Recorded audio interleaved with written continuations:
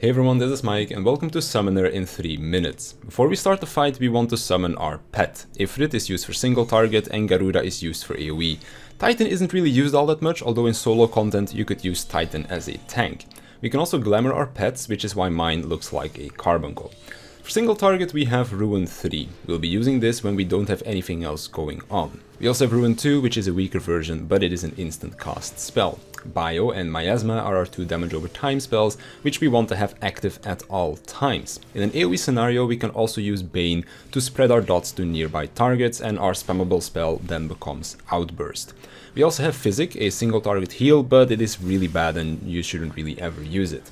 Those are our basic spells, but we still have a lot to cover. Eggy Assault 1 and 2, each spell will make your pet execute an attack, and both can stack up to 2 times. Each time they are used, you will also be granted a further Ruin stack. These stacks transform your Ruin 2 into Ruin 4, a stronger version of the spell, and each time you use Ruin 4 you will reduce your further Ruin stacks by 1.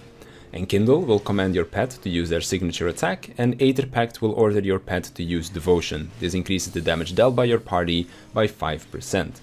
Energy Drain will grant you 2 Aetherflow stacks. We also have Energy Siphon, which does exactly the same but is the AoE version instead.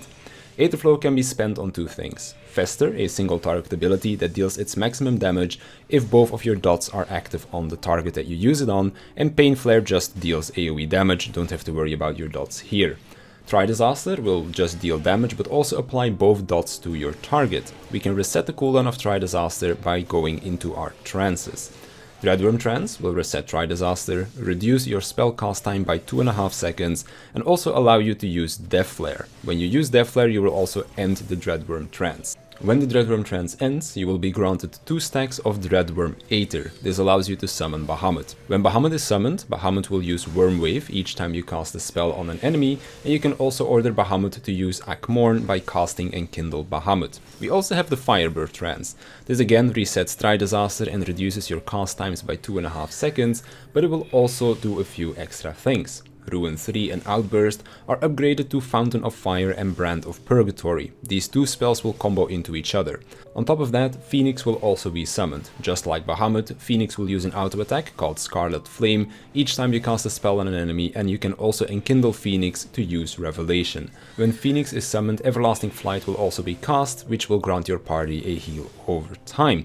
The reason why these trances reduce your cast times by 2.5 seconds is because this will make everything instant cast except your Resurrection ability, which you also have access to. Let's round it off with our role actions. Adol reduces the target's magical damage by 10%, Swift Cast makes the next spell instant, Lucid Dreaming restores mana, and Sure Cast negates most knockbacks. And that does it for Summoner in 3 minutes, so I want to thank you for watching, I want to thank my Patreons for their support, and I'll see you in the next one.